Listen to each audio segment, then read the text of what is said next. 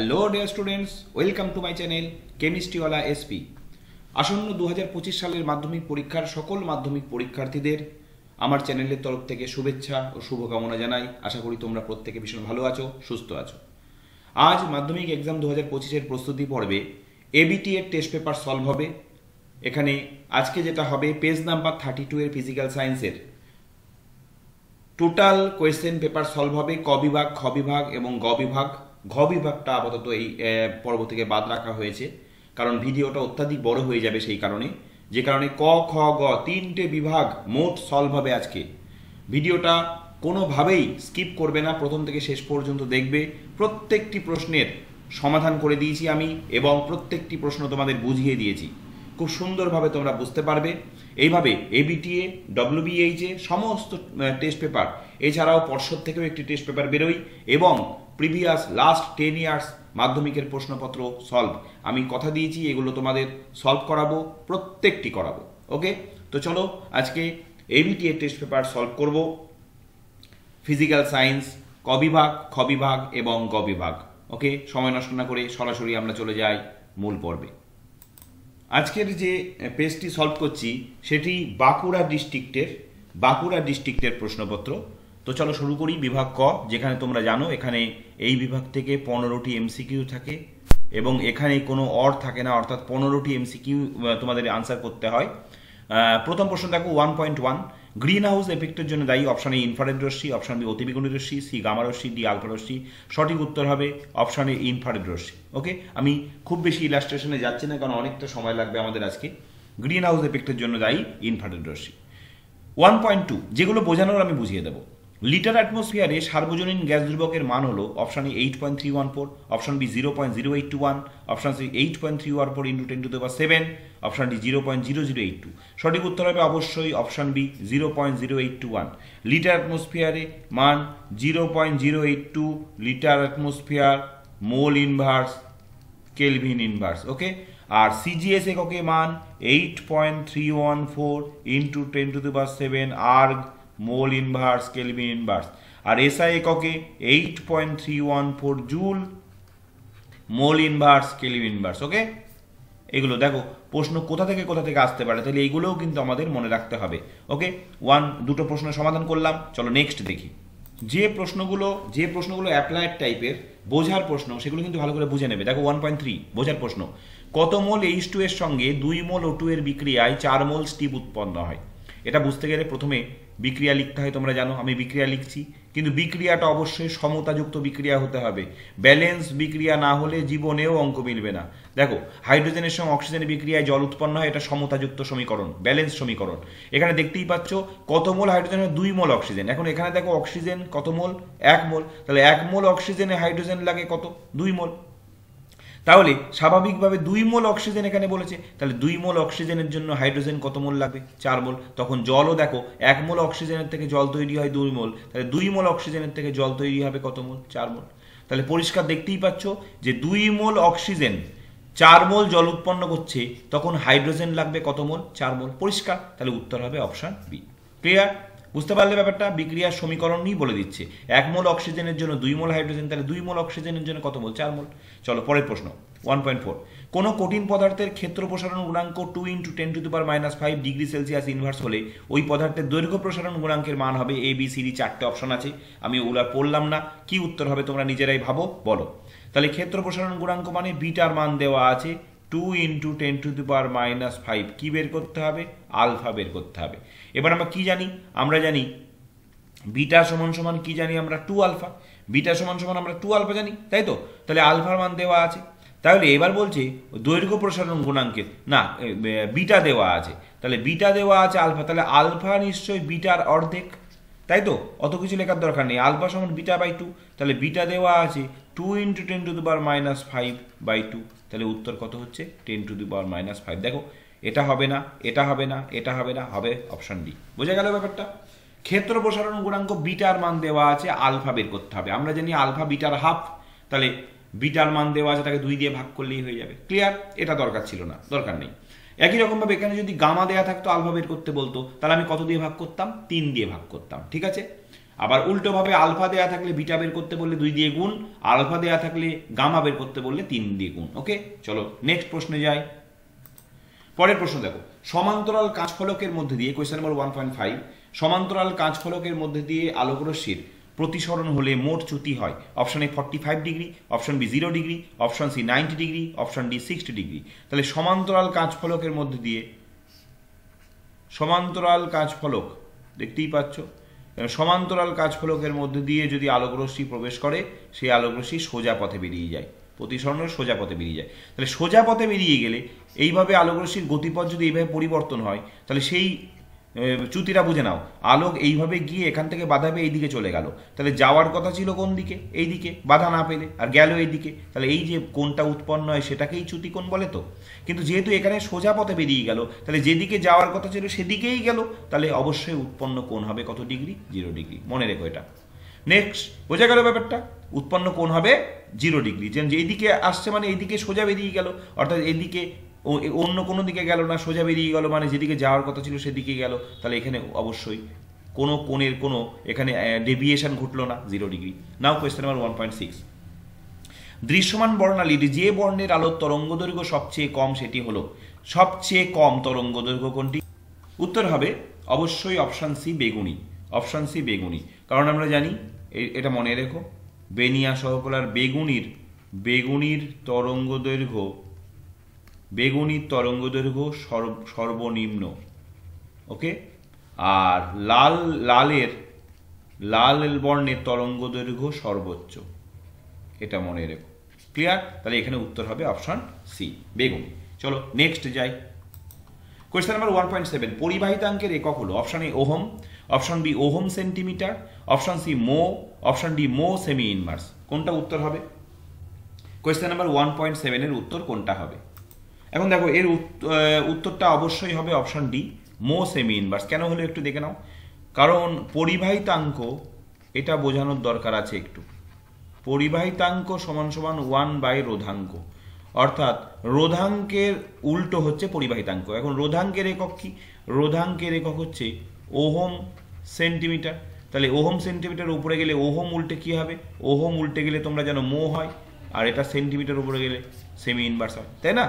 Ohm 1/ওহম মানে মো, MHO উল্টে গেল, আর সেমি উপরে গেলে সেমি ইনভার্স হবে, তার উত্তর হবে এটা। নাও কোয়েশ্চেন নাম্বার 1.8, খুব কমন কোয়েশ্চেন একটা, তাপমাত্রা বাড়লে অর্ধপরিবাহী রোধাঙ্ক হ্রাস পায়, বৃদ্ধি পায়, প্রথমে বাড়ে পরে কমে, প্রথমে কমে পরে বাড়ে? অবশ্যই হ্রাস পায়। মনে রেখো, আমি তোমাদের প্রায়ই বলি এটা, যে সাধারণ পরিবাহীর ক্ষেত্রে, সাধারণ পরিবাহীর এটা আরেকবার বলে দিই, তাপমাত্রা বাড়লে রোধাঙ্ক কি হয়? বাড়ে। তাপমাত্রা কমলে রোধাঙ্ক কমে। আর অর্ধপরিবাহীর ক্ষেত্রে এটা জেনে নাও, উল্টো ঘটনা। অর্ধপরিবাহীর ক্ষেত্রে তাপমাত্রা বাড়লে রোধাঙ্ক কমে যায়, আর তাপমাত্রা কমলে রোধাঙ্ক বেড়ে যায়। ক্লিয়ার? ওকে, আর তাপমাত্রা বাড়লেও রোধাঙ্ক অপরিবর্তিত থাকে এমন একটা উদাহরণ তোমাদের দিয়ে দিই, সেটা হচ্ছে কনস্ট্যান্টাইন হতে পারে, তারপর ম্যাঙ্গানিন হতে পারে, এই সমস্ত ধাতু সংকর। মনে রেখো, ঠিক আছে? কনস্ট্যান্টাইন, ম্যাঙ্গানিন, ইনভার্ট এরা। চলো নেক্সট যাই। 1.8 হয়ে গেল। নেক্সট একটু ফাস্ট যেতে হবে। খুব সুন্দর একটি প্রশ্ন 1.9-এ, A92-235 মৌলটির পরমাণুর প্রথমে একটি আলফা, তাহলে A92-235 প্রথমে একটি আলফা, এবং তারপরে দুটো বিটা কণা বিঘটন ঘটলে সৃষ্ট পরমাণুর ভর সংখ্যা হবে। চলো, A230, B231, C232, D233। দেখো, এখান থেকে একটি আলফা বেরিয়েছে, তারপর দুটো বিটা বেরিয়েছে।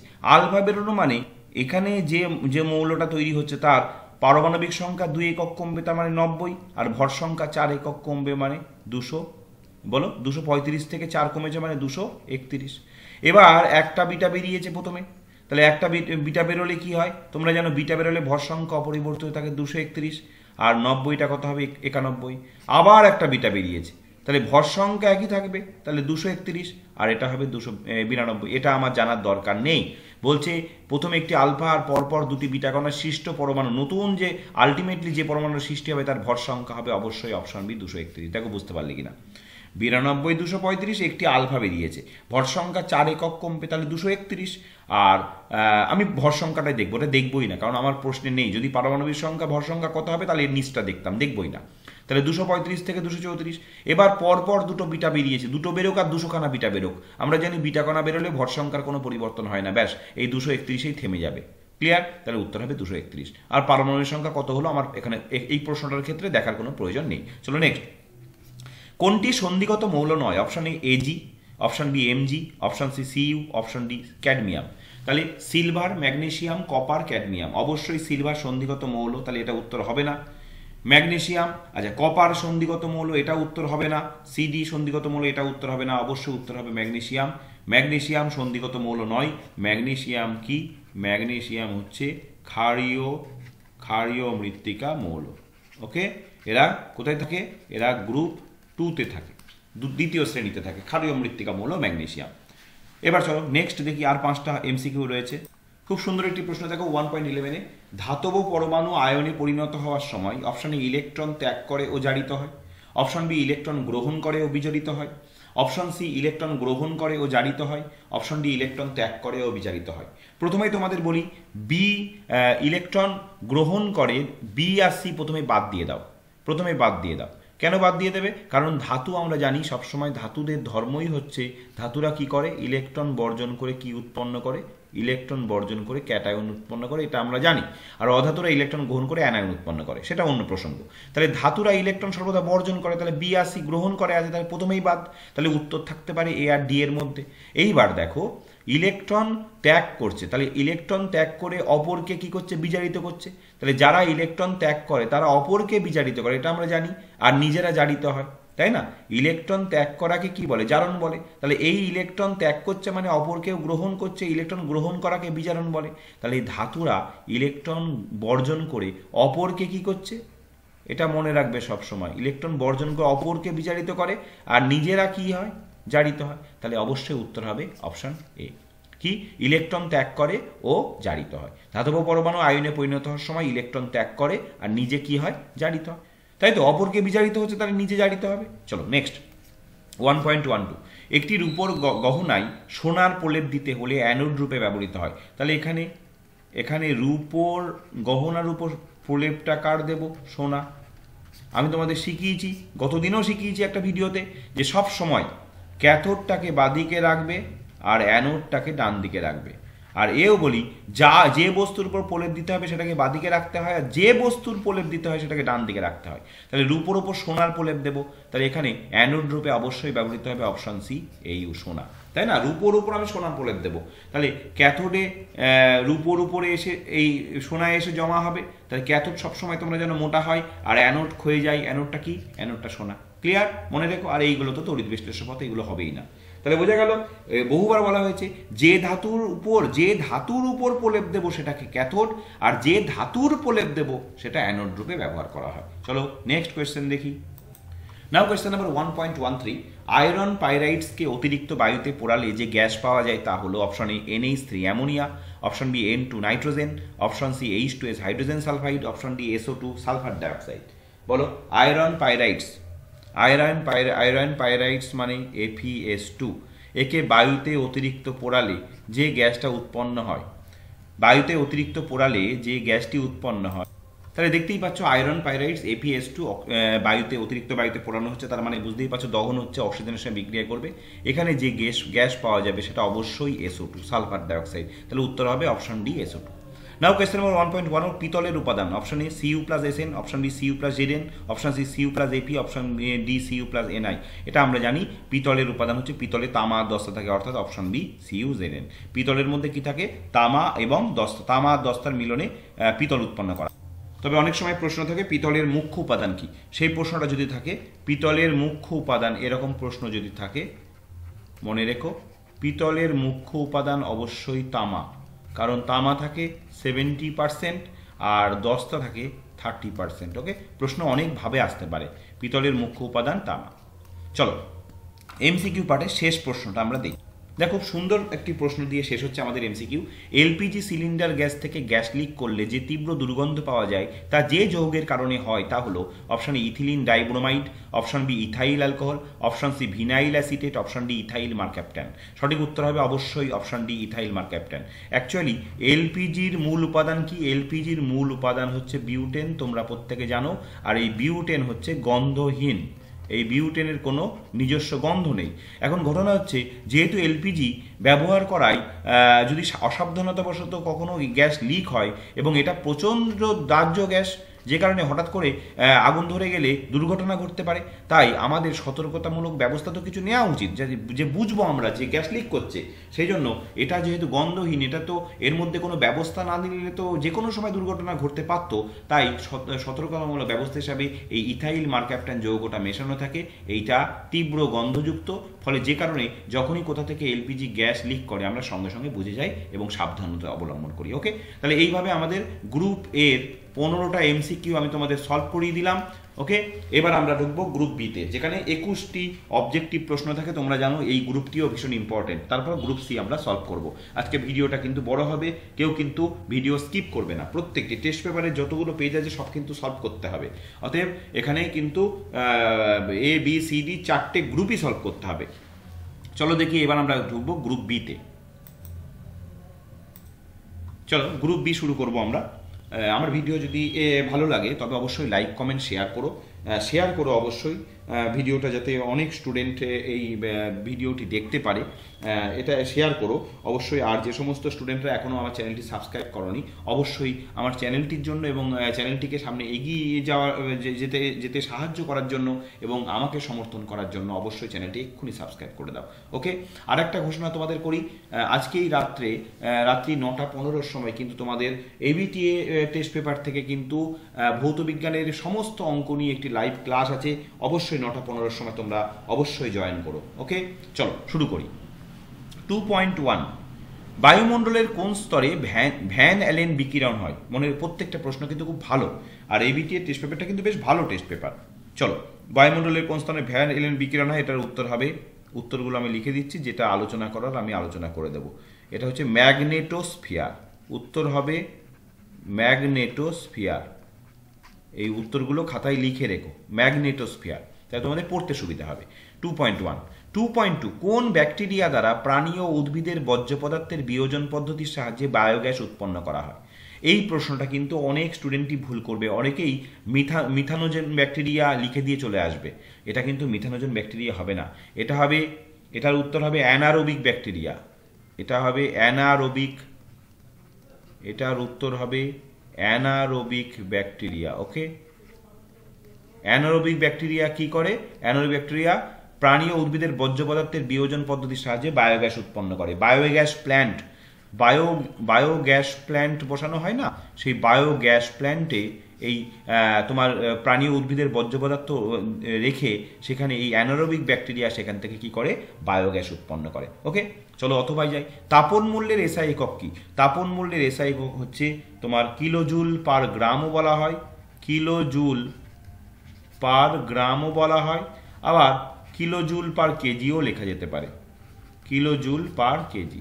অ্যাকচুয়ালি সাইন্টিফিক নোটেশন অনুযায়ী কিলোজুল পার কেজি লেখাটাই উচিত, কিন্তু কিলোজুল পার গ্রামও লেখা হয়। নেক্সট চলো 2.3। দেখো, স্থির উষ্ণতায় নির্দিষ্ট ভরের গ্যাসের পি বনাম ভি লেখচিত্রের প্রকৃতি কিরূপ? তাহলে পি বনাম ভি লেখচিত্র বহুবার তোমরা প্র্যাকটিস করেছো। দেখো, পি বনাম ভি লেখচিত্রের প্রকৃতি হবে এই, এটাকে বলা হয় সমপরাবৃত্ত, সমপরাবৃত্ত আকার। এটাকে ইংরেজিতে বলা হয় হাইপারবোলিক। ওকে, সমপরাবৃত্ত এটা। এবার দেখবে টেস্ট পেপারের কিছু পেজ, কয়েকটা পেজ সলভ করলে দেখবে তারপর থেকে প্রশ্নগুলো তোমাদের কাছে একেবারে নতুন, মানে সব কমন চলে আসবে। অতএব প্রত্যেকটি সাবজেক্টের অন্তত 5টা 7টা করে পেজ ফুল সলভ করো, তারপরে দেখো আসল মজাটা শুরু হবে তারপর থেকে। দেখবে যে পেজই খুলবে বেশিরভাগ প্রশ্নই কমন আসবে। ঠিক আছে, চলো নেক্সট প্রশ্ন দেখি। দেখো, এসটিপিতে 22.4 লিটার আয়তনের CO2 গ্যাসের অণুর সংখ্যা কত? দেখো, এটার উত্তর কত হবে? এসটিপিতে 22.4 লিটার আয়তনের CO2।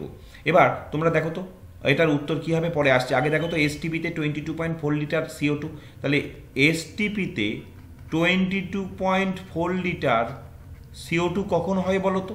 কখন হয়? যখন কার্বন ডাইঅক্সাইডটা কি 1 মোল।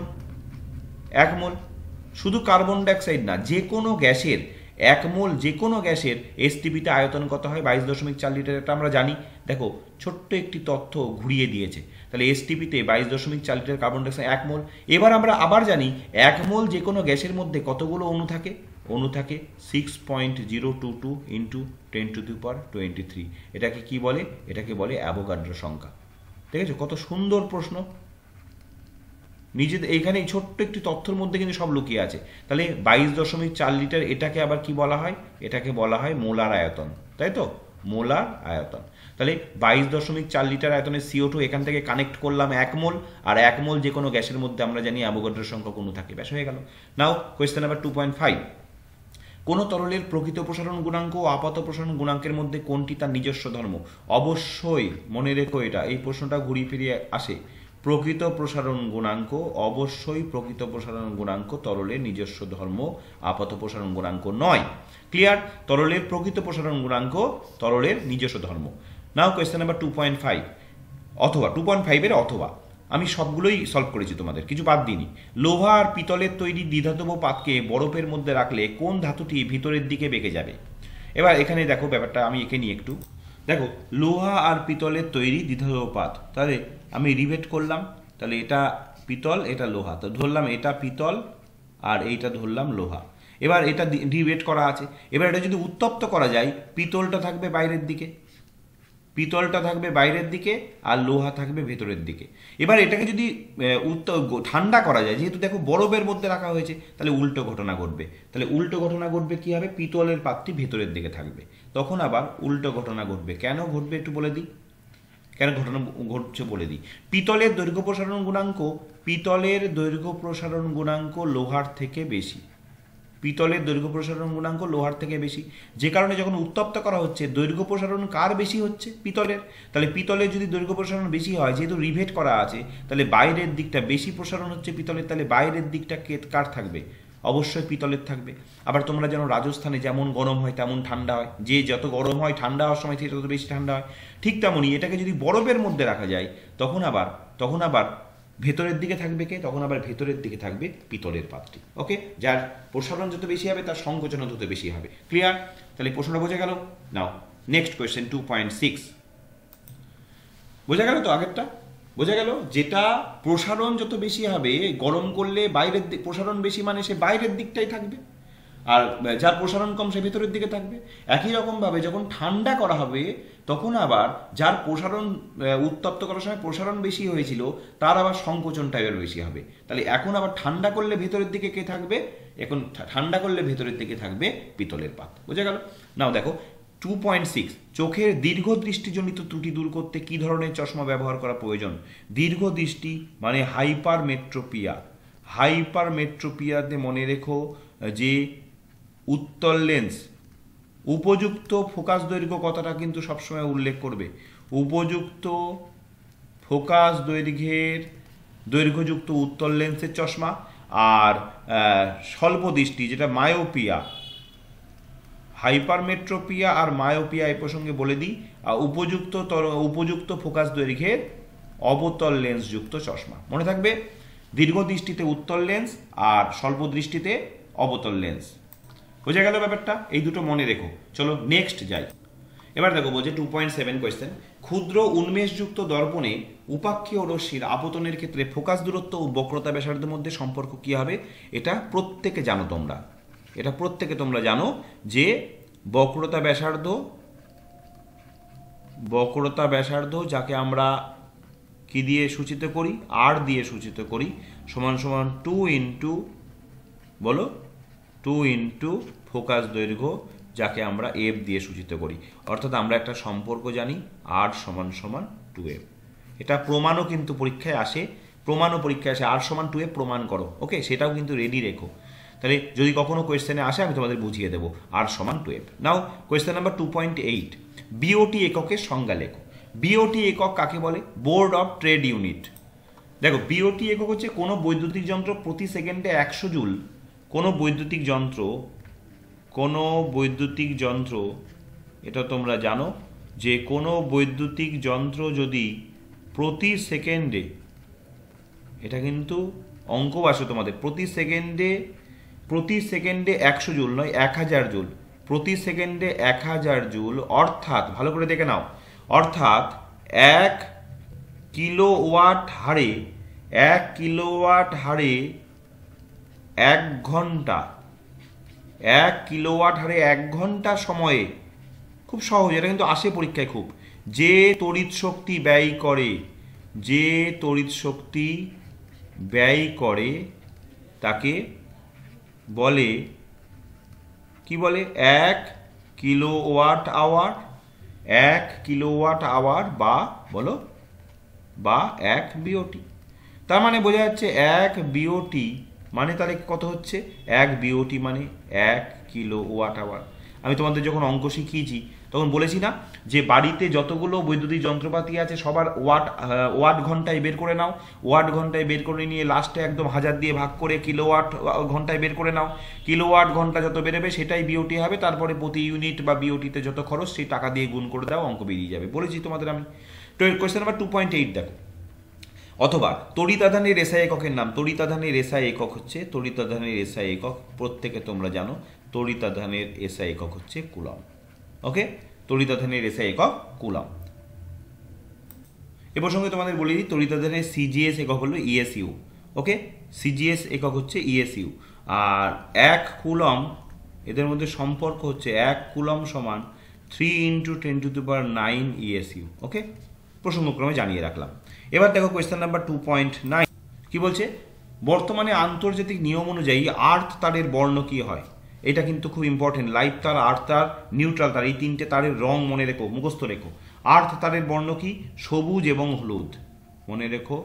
বর্তমানে আন্তর্জাতিক নিয়ম অনুযায়ী আর্থ তারের বর্ণ হচ্ছে সবুজ এবং, বলো, সবুজ এবং হলুদ। ওকে, আর্থ তারের বর্ণ হচ্ছে, বলো, সবুজ এবং হলুদ। চলো নেক্সট দেখি। দেখো 2.10 কোন ধরনের নিউক্লিয় বিক্রিয়া সূর্যের শক্তির উৎস? দেখো সূর্যের শক্তির উৎস 2 ধরনের নিউক্লিয় বিক্রিয়া আছে, একটা হচ্ছে নিউক্লিয় বিভাজন আর একটা হচ্ছে নিউক্লিয় সংযোজন। আর সূর্যের উৎস এটা হচ্ছে অবশ্যই হবে নিউক্লিয়, এটা তোমরা জানো, নিউক্লিয়, বলো, নিউক্লিয় সংযোজন বিক্রিয়া। ওকে, নিউক্লিয় সংযোজন বিক্রিয়া, যেখানে কি হয়, 4টে হাইড্রোজেন পরমাণু একত্রিত হয়ে হিলিয়াম তৈরি করে, সেই সঙ্গে 2টো পজিট্রন তৈরি করে, আর প্রচুর পরিমাণে শক্তি উৎপন্ন করে, প্রচুর পরিমাণে শক্তি, যেটা নিউক্লিয় বিভাজনের থেকেও বেশি। তাহলে সূর্যের এই বিপুল শক্তির উৎস কিন্তু এই নিউক্লিয় সংযোজন বিক্রিয়া। নাও কোয়েশ্চেন নাম্বার 2.10, অথবা কোনো পুরাতাত্ত্বিক বস্তুর বয়স নির্ধারণে কোন তেজস্ক্রিয় মৌল ব্যবহৃত হয়? এখানে মনে রেখো, এখানে ব্যবহৃত হয় রেডিও কার্বন, অর্থাৎ কার্বনের তেজস্ক্রিয় আইসোটোপ সেটা কত? C614, মনে রেখো, কার্বনের তেজস্ক্রিয় আইসোটোপ C614। কার্বনের 3টে আইসোটোপ আছে, C612, C613, C614, তার মধ্যে একমাত্র তেজস্ক্রিয় কোনটা? C614, এইটা ব্যবহৃত হয়। এইভাবে রেডিও কার্বন ব্যবহার করে পুরাতাত্ত্বিক বস্তুর বয়স নির্ধারণের পদ্ধতির নাম হচ্ছে, বলো, radio carbon dating. Radio carbon dating, এটা তোমাদের বহুবার বলেছি যে কোনো একটা পুরাতাত্ত্বিক বস্তু তার মধ্যে C12 বা C14 কি পরিমাণে রয়েছে, সেই কি পরিমাণে রয়েছে সেইটা এই পরিমাণ, আনুপাতিক পরিমাণ বিবেচনা করে নির্ধারণ করে গাণিতিক পদ্ধতিতে, ওকে, গাণিতিক পদ্ধতিতে, রেডিও কার্বন ডেটিং পদ্ধতিতে এই পুরাতাত্ত্বিক বস্তুর বয়স নির্ণয় করা হয়। ওকে, চলো নেক্সট। অতি দীর্ঘ পর্যায়ে কোয়েশ্চেন নাম্বার 2.11, অতি দীর্ঘ পর্যায়ের মৌলের সংখ্যা কটি? অতি দীর্ঘ পর্যায়ের মৌলের সংখ্যা অবশ্যই 32টি। কারণ কিরকম রয়েছে?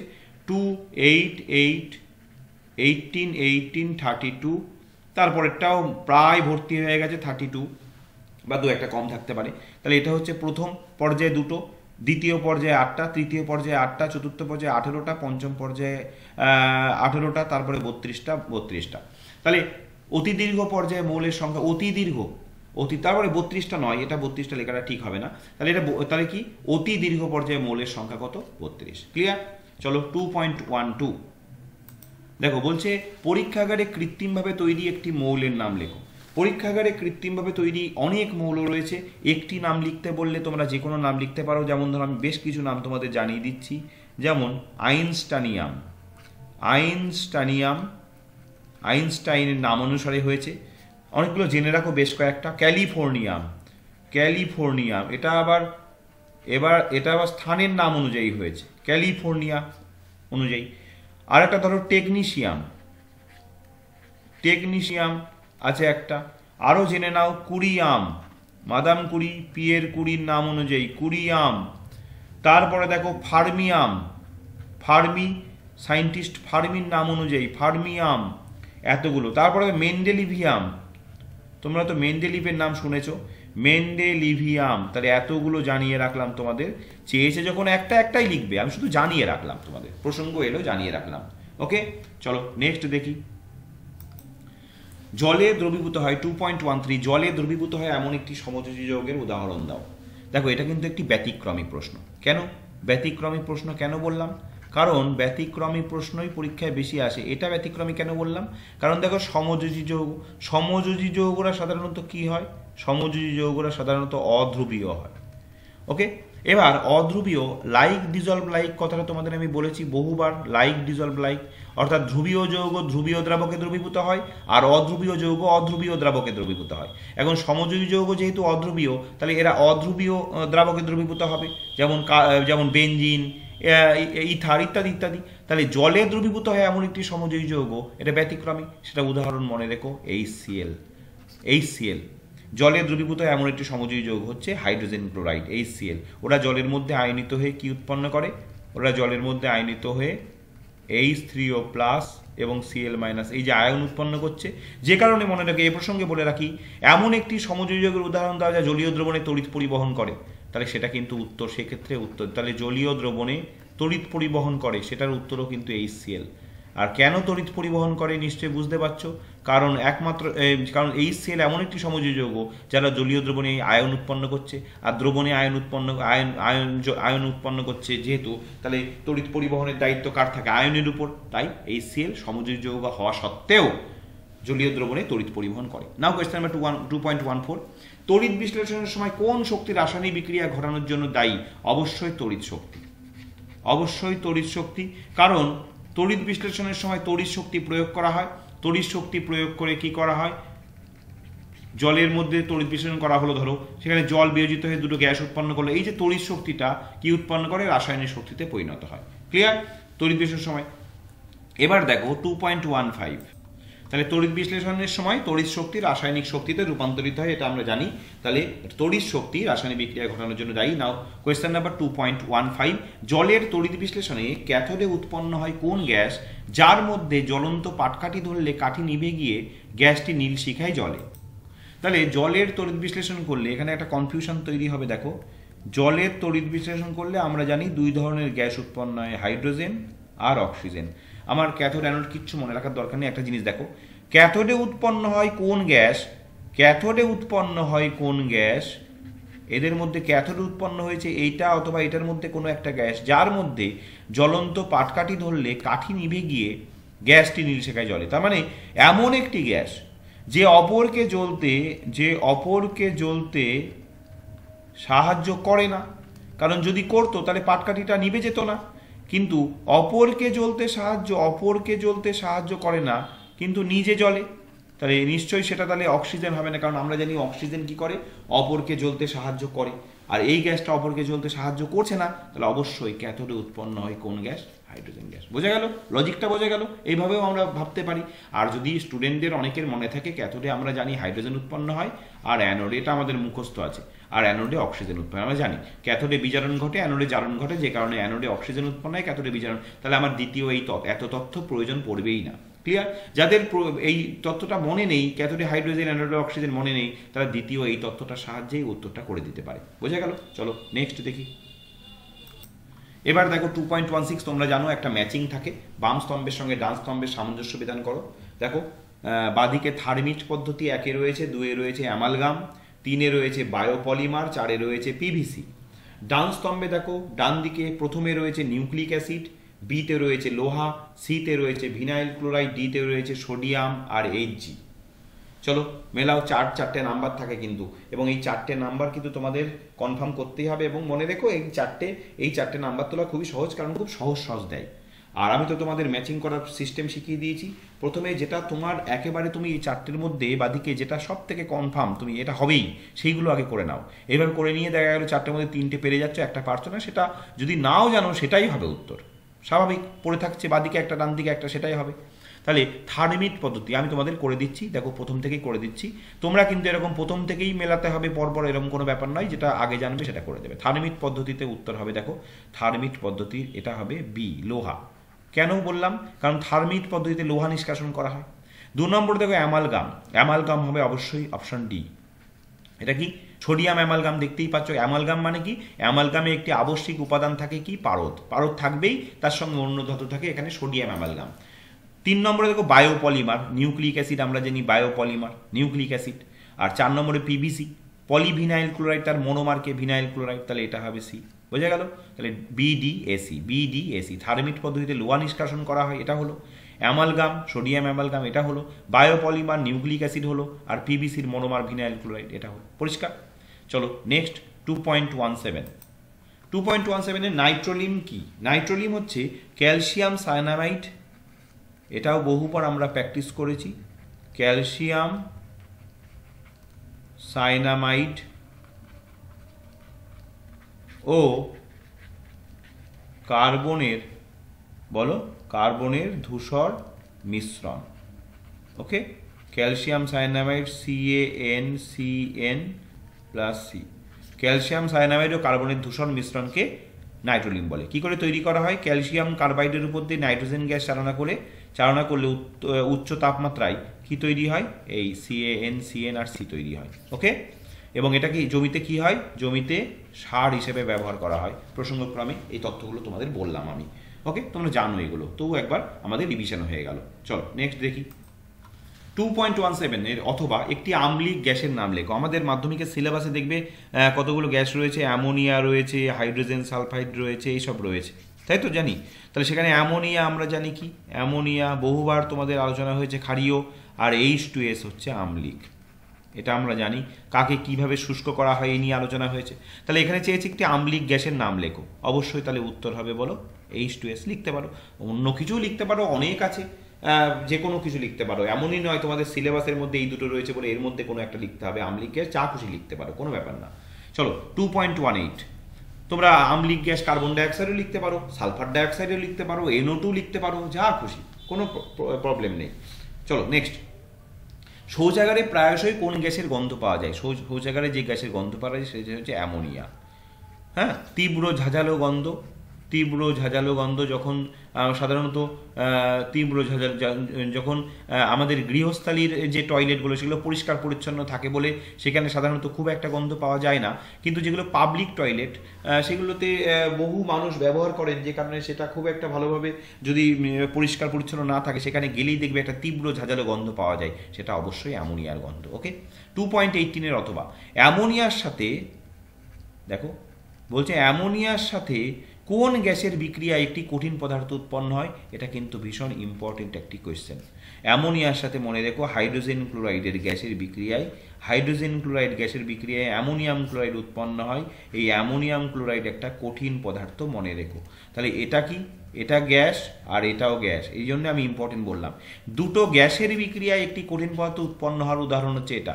তাহলে অ্যামোনিয়ার সঙ্গে হাইড্রোজেন ক্লোরাইডের বিক্রিয়ায় অ্যামোনিয়াম ক্লোরাইড উৎপন্ন হয়, মনে রেখো কিন্তু, এটা খুব ইম্পর্টেন্ট এটা।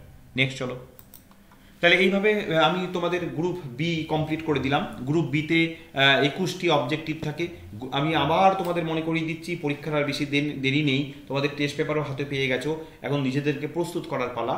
গ্রুপ এ আর গ্রুপ বি ভৌতবিজ্ঞানে আমি নিজেও কিন্তু ব্যক্তিগতভাবে এই দুটো পার্টে তোমাদের খুব জোর দিই।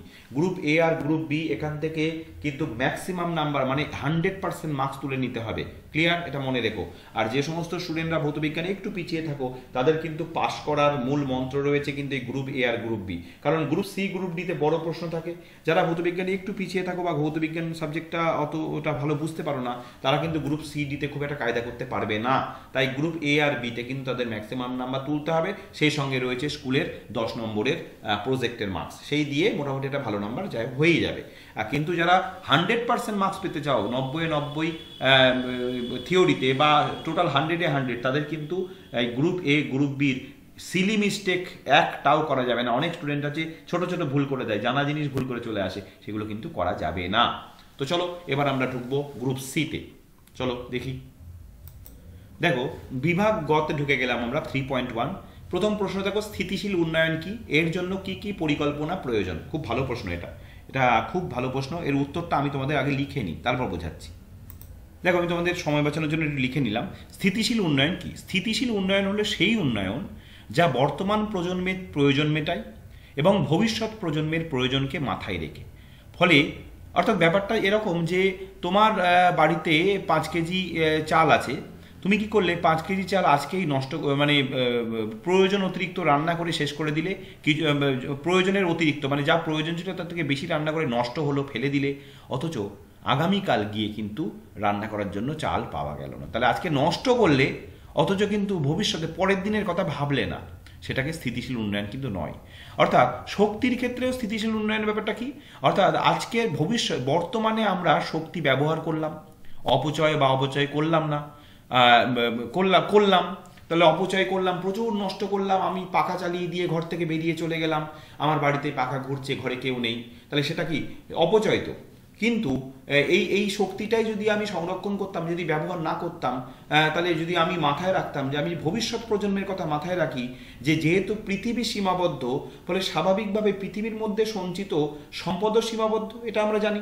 তাহলে কয়লা, প্রাকৃতিক গ্যাস এগুলোও তো সীমাবদ্ধ, এগুলো তো আনলিমিটেড তো নয়। তাহলে স্বাভাবিকভাবেই যেভাবে আমরা ব্যবহার করছি, অদূর ভবিষ্যতে গিয়ে তো সেগুলো শেষ হয়ে যেতে পারে। তাই শক্তির ক্ষেত্রে স্থিতিশীল উন্নয়ন ব্যাপারটা খুব গুরুত্বপূর্ণ। কি না, বর্তমান প্রজন্ম আমরা আমাদের প্রয়োজন মেটাবো এবং অবশ্যই অপচয় না করে ভবিষ্যৎ প্রজন্মের প্রয়োজনকেও মাথায় রাখবো।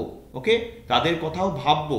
ফলে ভবিষ্যৎ আর বর্তমানের মধ্যে একটি আর্থিক, সামাজিক এবং পরিবেশগত ভারসাম্য থাকবে। ক্লিয়ার?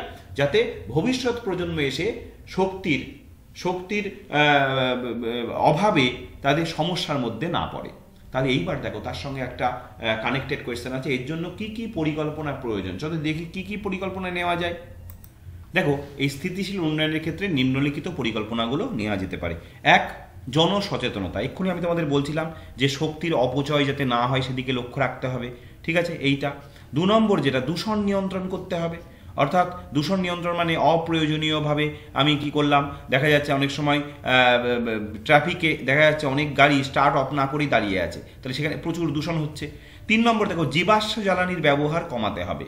জীবাশ্ম জ্বালানির ব্যবহার কমাতে হবে। 4 নম্বর দেখো, অপ্রচলিত শক্তি যেমন সৌরশক্তি, বায়ু শক্তি, জোয়ার ভাটার শক্তি ইত্যাদির ব্যবহার বাড়াতে হবে। ক্লিয়ার? বোঝা গেল? 2 নম্বরের জন্য এটুকুই যথেষ্ট। সুন্দর করে দুটো পাঠে আমি তোমাদের বুঝিয়ে দিলাম, লিখিয়েও দিলাম। চলো নেক্সট কোয়েশ্চেন দেখি। 2 নম্বর খুব গুরুত্বপূর্ণ একটি প্রশ্ন, আদর্শ গ্যাসের আচরণ থেকে বাস্তব গ্যাসগুলির বিচ্যুতির কারণ দুটি লেখো। দেখো আমরা কি জানি, আমরা জানি আদর্শ গ্যাস সমীকরণ। তোমরা প্রত্যেকে জানো আদর্শ গ্যাস সমীকরণ কি। আদর্শ গ্যাস সমীকরণ হচ্ছে PV = nRT, এটা আমরা জানি। এখন প্রশ্নটা হচ্ছে বাস্তব গ্যাস যারা, তারা কিন্তু বাস্তব গ্যাস তারা এই সমীকরণটা মেনে চলে না, এই সমীকরণটা মেনে চলে না।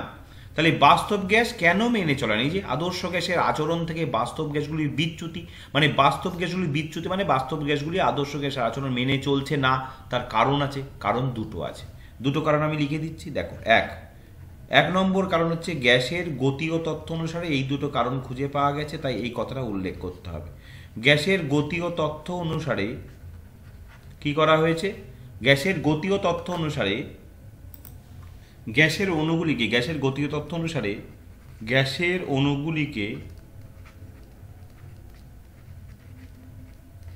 অণুগুলিকে বিন্দু রূপে কল্পনা করা হয়েছে।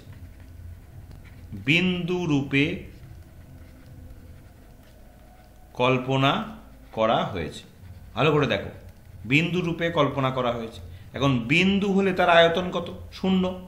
তাহলে আয়তন প্রায় শূন্যই ধরা হচ্ছে।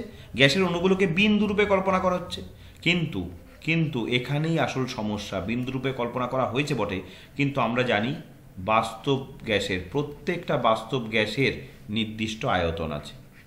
দেখো তাহলে নির্দিষ্ট আয়তন আছে, এটা তো আমরা জানি, প্রত্যেক গ্যাসের আয়তন আছে। তাহলে এটা একটা ভুল, এটা একটা এটা এরর, ভুল। তাহলে এই ভুল হলে কি করে বাস্তব গ্যাস আদর্শ আচরণ মেনে চলবে, তাই না?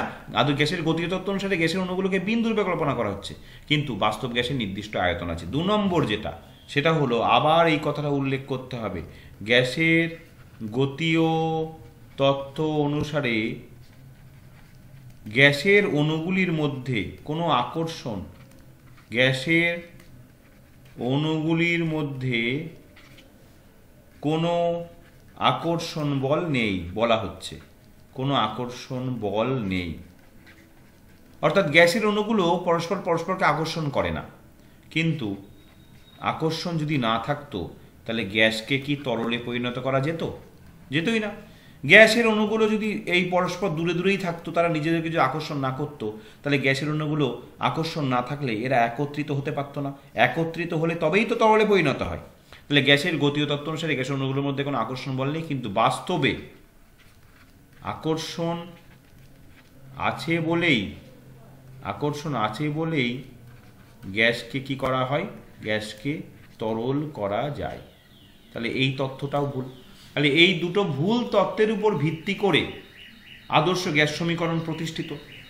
তাহলে বলতো বাস্তব গ্যাস কেন আদর্শ গ্যাস সমীকরণ মেনে চলবে? দুটোই তো ভুল। পরবর্তীকালে ভ্যান ডার ওয়ালস নামক একজন সায়েন্টিস্ট, তিনি কি করেছিলেন জানো? এই সমীকরণটাকে সংশোধন করেছিলেন। সংশোধন করে পিভি সমান এনআরটি সমীকরণটা দাঁড়িয়েছিল P plus A N square by V square V minus N B সমান এনআরটি, এরকম একটা সংশোধিত সমীকরণ দাঁড়িয়েছিল। ক্লিয়ার?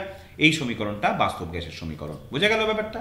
তাহলে এই দুটো ভুল, গ্যাসের গতি ও তত্ত্বের মধ্যে এই দুটো ভুল ছিল, যে কারণে মেনে চলছিল না। ক্লিয়ার? চলো নেক্সট দেখি। দেখো এবার একটা অঙ্ক, গ্যাসের চ্যাপ্টার থেকে অঙ্ক আমি কিছুই বাদ দিইনি, যদিও অঙ্ক আলাদা করে তোমাদের আমি শেখাবো। দেখো 27 ডিগ্রি সেলসিয়াস উষ্ণতায় নির্দিষ্ট ভরের কোনো গ্যাসের আয়তন 500 ঘন সেমি, স্থির চাপে কোন উষ্ণতায় গ্যাসের আয়তন দ্বিগুণ হবে? প্রথমেই একটা জিনিস ধরে নাও, অঙ্ক করতে গেলে প্রথমেই ক্যাচ করো স্থির চাপ। চাপ স্থির থাকে কোথায় বলো? চাপ স্থির থাকে চার্লসের সূত্রে। তাহলে চার্লসের সূত্রের সমীকরণ এবার লিখে নাও, V1/T1 সমান V2/T2। ব্যাস, এটা নিয়ে গেলাম। এবার দেখো তো কি কি দেওয়া আছে। 27 ডিগ্রি, তার মানে T1 দেওয়া আছে কত? 27 ডিগ্রি সেলসিয়াস তো হবে না, কারণ তোমরা জানো 27 ডিগ্রি সেলসিয়াসকে T1 করতে গেলে কেলভিন স্কেলে নিয়ে যেতে হবে, তার মানে 273 যোগ করতে হবে, তার মানে কত হলো? এটা হলো 300 কেলভিন, তাই তো? বোঝা গেল? ডিগ্রি সেলসিয়াসে তাকে কেলভিনে নিয়ে গেলাম। আর V1 কত? V1 দিয়েছে দেখো 500 ঘন সেমি, বেশ, কোনো প্রবলেম নেই। এবার দেখো কোন উষ্ণতায়, তার মানে T2 চেয়েছে, T2 বের করতে হবে। গ্যাসের আয়তন দ্বিগুণ হবে মানে বুঝতেই পারছো, আছে 500, দ্বিগুণ হবে মানে কত হবে? 1000 ঘন সেমি হবে, দ্বিগুণ হবে। এবার বসিয়ে দাও, তাহলে V1 বসিয়ে দাও 500, ফর্মুলায় বসিয়ে দাও। T1 কত? T1 হচ্ছে 300, বসিয়ে দাও, সমান সমান V2 কত? 1000, বসিয়ে দাও, T2 এখানে বসিয়ে দাও। সুতরাং T2 সমান সমান হবে 1000 ইন্টু 300/500। এবার কেটে দাও 2, তার মানে কত হলো? 600 কেলভিন। এবার যেহেতু অঙ্কটা সেলসিয়াসে শুরু হয়েছে, তাহলে শেষও করতে হবে সেলসিয়াসে। সুতরাং নির্দিষ্ট উষ্ণতা, বোঝা গেল ব্যাপারটা? অঙ্কটা তো কেলভিনে দিইনি, সেলসিয়াসে দিয়েছে। তাহলে কেলভিন থেকে এবার সেলসিয়াসে আসতে গেলে এবার 273 বাদ দিয়ে দাও, তাহলে কত উত্তর হবে? 7, 2, 3, তাহলে কত হচ্ছে? 327 ডিগ্রি সেলসিয়াস। অঙ্কটা বুঝতে পারলে কি? সুন্দর করে দিলাম। দেখো স্থির চাপ, তার মানে সঙ্গে সঙ্গে ধরে নিলাম চার্লসের সূত্র। এবার আমি 27 ডিগ্রি সেলসিয়াস, এরকম সবসময় তোমাদের ডিগ্রি সেলসিয়াসই থাকবে, কেলভিনে নিয়ে যেতে হবে। T1টা বের করে নিলাম, V1 বসিয়ে নিলাম, আর কোন উষ্ণতায় T2 বের করতে হবে, গ্যাসের আয়তন দ্বিগুণ বলে দিয়েছে সঙ্গে সঙ্গে, তাহলে আমরা বুঝতে পারলাম 500 যেহেতু প্রাথমিক, তাহলে 1000, সব বসিয়ে দিলাম, বেরিয়ে এলো অঙ্ক। বোঝা গেল ব্যাপারটা? অঙ্কটা বুঝতে পারলে? চলো নেক্সট অঙ্কে যাই। এইরকম সুন্দর সুন্দর সহজ অঙ্ক থাকবে। অঙ্ক নিয়ে অযথা তোমরা ভয় পাবে না, অঙ্ক খুব সহজ অঙ্ক থাকবে। বরঞ্চ আমি তো মনে করি থিওরিতেই বেশি সময় লাগে।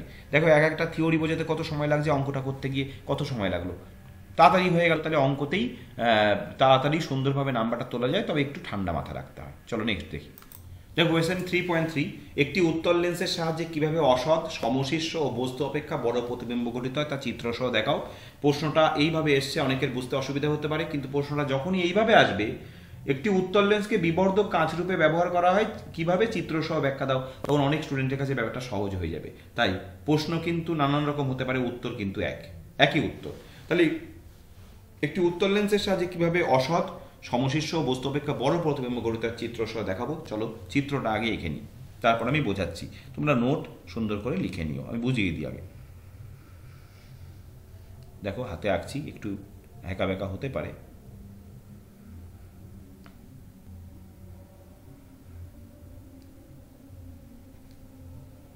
এটা হচ্ছে দুটো ফোকাস, আমি এখানে একটা বস্তু রাখলাম, এই যে বস্তু রাখলাম, আর এইটা হচ্ছে তোমার, দেখো এটা ও। এবার দেখো ভালো করে দেখো, এটা হচ্ছে প্রধান অক্ষ, এইটা হচ্ছে প্রধান অক্ষ, আমি তোমাদের বলে দিই প্রধান অক্ষ, আর এটা লেন্সের আলোক কেন্দ্র, এই বিন্দুটা। এবার এখান থেকে একটা আলো তো প্রধান অক্ষের সমান্তরালভাবে একটা আলো গেল, লেন্সের উপর পড়লো। এবার তোমরা জানো লেন্সের প্রধান অক্ষের সমান্তরালভাবে আগত আলোকরশ্মিগুচ্ছ লেন্স থেকে প্রতিসরণের পর কোথা দিয়ে যায়, ফোকাস দিয়ে যায়, তোমরা জানো। এখান থেকে বেরিয়ে গেল, ফোকাস দিয়ে গেল। আর একটা আলোকরশ্মি এখান থেকে আলোক কেন্দ্রের মধ্যে দিয়ে গেলে কোথা দিয়ে যাবে, তোমরা তো জানো। আলোক কেন্দ্রের মধ্যে দিয়ে গেলে কোথা দিয়ে যাবে বলো, আলোক কেন্দ্রের মধ্যে দিয়ে গেল, আলোক কেন্দ্রের মধ্যে দিয়ে গেলে সোজা বেরিয়ে যায়, তোমরা জানো এটা। এবার দেখো এই এখান থেকে এই আলোটা এদিক দিয়ে বেরিয়ে গেল, আর এটা গিয়ে সমান্তরালভাবে গিয়ে এদিক দিয়ে প্রতিষ্ঠিত হয়ে বেরিয়ে গেল, এই দুটোই তো তোমরা জানো। প্রধান অক্ষের সঙ্গে সমান্তরালভাবে আগত আলোকরশ্মি হচ্ছে ফোকাস দিয়ে গেল, আর এটা সোজা গেল। এবার এই দুটোকেই যদি বিপরীত দিকে বর্ধিত করা যায়, দেখো এদের গতিপথকে যদি বিপরীত দিকে এইভাবে বর্ধিত করা যায়, দেখো দুটোরই আমি করছি,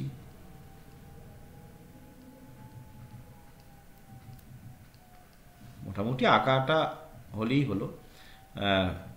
আঁকার পেছনে খুব বেশি সময়ও দিও না, বিশাল কিছু সময়ও দিও না।